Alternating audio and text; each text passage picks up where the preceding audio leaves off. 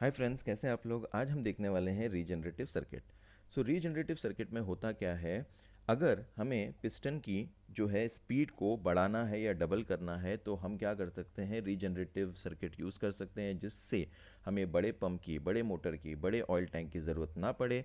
छोटा पंप, छोटा मोटर और छोटा ऑयल टैंक से भी काम चल सकता है, जिसकी वजह से हमारा क्या हो जाएगा, कॉस्ट जो है या मनी जो है वो सेव हो जाएगी। तो मिड पोजीशन में जो है वो होगा रीजनरेटिव। ये जो पोजीशन आप देख रहे हैं यहाँ पे, जो फॉरवर्ड पोजीशन है या फॉरवर्ड जब जाएगा पिस्टन, तब हम ये यूज़ कर सकते हैं, बट उसकी स्पीड क्या रहेगी, नॉर्मल रहेगी। ये जो पोजीशन है 4/3 डीसी वॉल्व का, वहाँ पे क्या होगा, पिस्टन रिट्रैक्ट करेगा बट उसकी स्पीड क्या होगी, नॉर्मल होगी। और यह है 4/3 डीसी वॉल्व, यानी कि 4 पोर्ट्स है, ए बी पी और टी। ए मतलब वो पोर्ट ए से कनेक्ट होने वाला है डीए सिलेंडर के।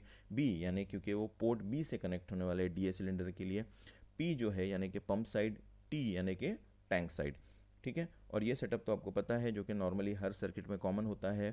पंप है जो कि है मोटर ड्रिवन, और वो ऑयल कहाँ से ले रहा है, ऑयल टैंक में से ले रहा है। और ये जो है प्रेशर रिलीफ वाल्व है। प्रेशर रिलीफ वाल्व जो है, अगर सिस्टम का प्रेशर ज़्यादा है तो वो ओपन हो जाएगा और अपने थ्रू जो है ऑयल को फिल्टर के होके ऑयल टैंक में जाने देगा, जिससे क्या हो जाएगा, सिस्टम जो है वो प्रोटेक्ट हो जाएगा। यहाँ पे मैंने छोटा सा एक ऑयल टैंक का सिंबल दिखाया हुआ है। आप कनेक्शन डायरेक्टली भी दिखा सकते हैं, लेकिन डायग्राम को सिंप्लीफाई करने के लिए मैंने यहाँ पे एक छोटा सा ऑयल टैंक का सिंबल दिखा दिया है। दूसरे अलग अलग टेक्स्ट बुक में अलग अलग तरीके से उसका कनेक्शन यहाँ पे भी डायरेक्टली दिखा सकते हैं, या किसी किसी बुक में दो दो कनेक्शन दिखाए होंगे ऑयल टैंक में जाते हुए, बट सब चीज़ें सेम ही हैं। ठीक है, अब देखते हैं कि नॉर्मल पोजीशन में ये जो है सर्किट किस तरह से काम करता है, कि पिस्टन जो है उसका स्पीड क्या रहेगा, नॉर्मल रहेगा। अब ऑयल जो है पंप से आता है और आगे जब जाता है तो दो लाइन में जाता है, प्रेशर रिलीफ वाल्व की लाइन में भी जाता है, जहाँ पे प्रेशर रिलीफ वाल्व क्या करता है, सिस्टम के प्रेशर को चेक करता रहता है। जब भी उसको पता चला कि सिस्टम का प्रेशर ज़्यादा है, तो वो क्या करता है, ऑयल को अपने थ्रू जाने देता है, फिल्टर करके ऑयल टैंक में वो चला जाता है। ठीक है, लेकिन जब सिस्टम का प्रेशर नॉर्मल रहता है तो वो ओपन नहीं होता, और जो है ऑयल जो है वो आगे की तरफ जा रहा है। अब वो पी तक पहुंच गया है, पी से वो ए की तरफ पहुंच गया, ए से जो है पोर्ट ए ऑफ सिलेंडर में पहुंच गया। अब ऑयल जब अंदर एंटर करता है तो पिस्टन को क्या करता है, पुश करता है, और पिस्टन आगे की तरफ जाता है। और ये जो है पिस्टन देखिए आप ट्रैवल कर रहा है नॉर्मल स्पीड पे। अब होता क्या है, जो ये साइड, जो रॉड एंड साइड जो ऑयल है वो पोर्ट बी से बाहर आता है, और वो टी की तरफ यानी कि टैंक की तरफ जो है वो ऑयल चला जाता है। तो यहाँ पे हमने क्या देखा कि पिस्टन जो है उसका अगर नॉर्मल स्पीड जो है किस तरह से एस्टेब्लिश हुआ, क्या यूज़ हुआ, 4/3 डीसी वॉल्व का ये वाला जो पोजीशन है वो यूज़ हुआ।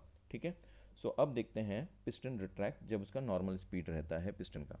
सो ये जो है, हम 4/3 जो डीसी वॉल्व है उसको इस पोजीशन पे लेके आ गए। यहाँ पे भी जो है स्टार्ट वैसे ही होगा कि ऑयल जो है पंप से आता है, प्रेशर रिलीफ वाल्व जो है हमेशा प्रेशर को चेक करता रहता है, सिस्टम का प्रेशर अगर ज़्यादा है तो वो ओपन हो जाएगा और ऑयल को अपने थ्रू जाने देगा ऑयल टैंक में। नहीं तो ये जो ऑयल जो है वो पोर्ट पी से पोर्ट बी की तरफ जा रहा है, यानी कि जो बी जो है पोर्ट किसका, डीए सिलेंडर का, वहाँ पे जाता है रॉड एंड साइड पे, और पिस्टन को क्या करता है, पीछे की तरफ पुश करता है। पिस्टन पीछे की तरफ आता है नॉर्मल स्पीड से, और जो ऑयल है पोर्ट ए से बाहर आता है और वो टैंक में चला जाता है। ठीक है, तो ये था 4/3 डीसी वॉल्व, जहाँ पे हमने ये पोजीशन देख लिया, ये पोजीशन देख लिया। अब आते हैं रीजनरेटिव यानी कि मिड पोजीशन पे। तो रीजनरेटिव में होता क्या है, आप देख रहे हैं कि जो पोर्ट बी से ऑयल आ रहा है वो टैंक में ना जाके उसका क्या कर दिया है, उसको एक कनेक्शन दे दिया है यहाँ पे। उससे होगा क्या, जो फ्लो है जो पंप से आ रहा है वो तो है ही, साथ ही साथ जो फ्लो है ऑयल का, जो पोर्ट बी से बाहर की तरफ आ रहा है वो भी साथ में यहाँ पे ज्वाइन हो जाता है। तो ये जो फ्लो है Q1, वो क्या हो जाता है, एडिशन हो जाता है Q और Q2 का, जो कि रिटर्न लाइन से आ रहा है। ठीक है, सो होता क्या है, ऑयल जो है आता है, प्रेशर रिलीफ वाल्व हमेशा सेंस करता रहता है कि सिस्टम का प्रेशर क्या है। अगर सिस्टम का प्रेशर ज़्यादा है तो वो ओपन होता है और ऑयल को टैंक में जाने देता है, और ऑयल जो है आगे मूव होता है और पी की तरफ जाता है, पी से वो ए की तरफ जाता है, और पोर्ट ए जो है डीए सिलेंडर का, वहाँ पे ऑयल एंटर करता है और पिस्टन को पुश करता है। पिस्टन को पुश करने की वजह से यहाँ पे पोर्ट बी में जो ऑयल है, ओके, पोर्ट बी साइड पे यहाँ पे जो ऑयल है आता है, और वो ऑयल जो है यहाँ पे आके कनेक्ट हो जाता है। तो फ्लो क्या हो जा रहा है यहाँ पे, ये जो पंप से फ्लो आ रहा है वो प्लस जो रिटर्न लाइन से फ्लो आ रहा है वो, तो Q1 क्या हो जाएगा, Q प्लस Q2। तो होगा क्या, जो स्पीड है किसकी, पिस्टन की, वो क्या हो जाएगी, बढ़ जाएगी, यहाँ तक कि डबल भी हो सकती है। ठीक है। सो ये जो है कुछ इस तरह से दिखता है। ठीक है। अब आप देख रहे हैं कि यहाँ पे मैंने जो रॉड है, ओके, जो पिस्टन रॉड है वो आपको दिखाया है यहाँ पे। ठीक है। अब ये जो एरिया है A1, ओके, ये टोटल एरिया यहाँ पे A1 है, और ये है A2, ये जो दिख रहा है आपको, ये जो एरिया है वो है A2। ओके, अगर हम रॉड को देखेंगे तो उसके आजू बाजू इतना भी एरिया है वो क्या है, A2 है। सो अगर हमें ए ऑफ रॉड निकालना है तो हमें क्या करना पड़ेगा, A1 जो कि टोटल है माइनस ये जो यहाँ पे एरिया है उसको माइनस करना पड़ेगा, तो ए ऑफ रॉड निकल जाएगा। ठीक है।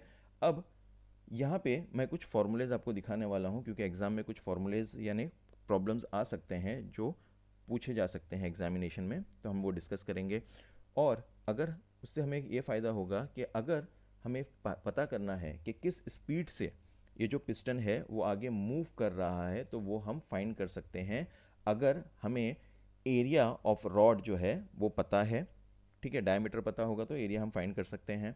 और अगर हमको ये जो फ्लो है, पंप से जो फ्लो है वो आ रहा है, वो अगर पता है, तो हम वेलोसिटी ऑफ पिस्टन जो है वो फाइंड कर सकते हैं। देखते हैं कैसे। सो हमें पता है Q1 इज इक्वल टू क्या होता है, Q प्लस Q2 होता है।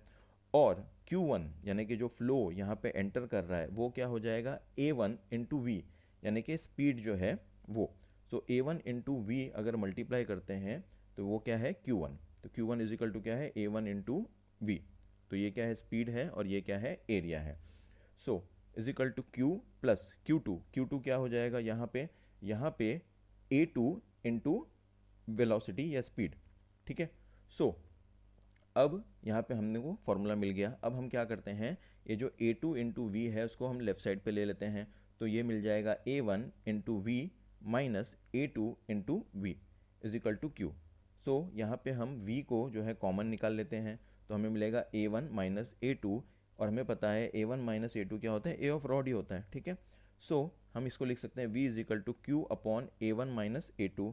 तो V इज इक्वल टू हम लिख सकते हैं Q upon A of rod. मतलब अगर आपको फ्लो पता है जो पंप से आ रहा है, अगर आपको डायमीटर ऑफ रॉड पता है जिससे आप एरिया ऑफ रॉड निकाल सकते हैं, तो आप स्पीड जो है पिस्टन का उसको निकाल सकते हैं। क्योंकि हमारा मेन जो टारगेट है रीजनरेटिव सर्किट यूज़ करने का, कि स्पीड जो है पिस्टन का बढ़ाना है, तो क्या स्पीड रहेगा वो फाइंड करना है। तो ये फॉर्मूले को हम लोग यूज़ कर सकते हैं।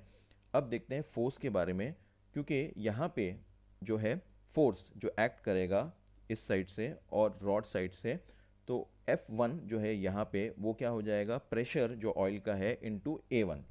ठीक है। और F2 क्या हो जाएगा, pressure of oil into A2। So effectively जो पिस्टन जो है वो एक्सटेंड कर रहा है, तो हमें पता है कि फोर्स रिजल्टेंट जो रहेगा वो रहेगा F1 माइनस F2। सो F1 को हमें पता था कि P इंटू A1 है, वो हमने लिख दिया। F2 क्या है, P इंटू A2 है, वो हमने लिख दिया। अब जो है P को मैंने बाहर निकाल दिया, तो अंदर क्या बचा, A1 माइनस A2, यानी A1 माइनस A2 हमें पता है A ऑफ रॉड होता है। सो ये हो गया फोर्स जो रिजल्टेंट है जिसके वजह से पिस्टन जो है वो आगे के तरफ जा रहा है, उसको अगर फाइंड करना है तो pressure of oil into A of rod. A of rod कैसे फाइंड कर सकते हैं, अगर डायमीटर दिया है तो ए ऑफ रॉड फाइंड कर सकते हैं।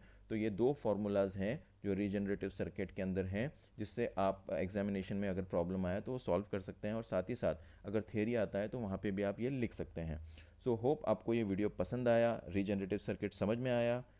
सो फिर मिलेंगे अगले वीडियो में, तब तक के लिए लाइक कीजिए, कमेंट कीजिए, शेयर कीजिए, सब्सक्राइब कीजिए। फिर मिलेंगे अगले वीडियो में बहुत ही जल्द, तब तक के लिए गुड बाय।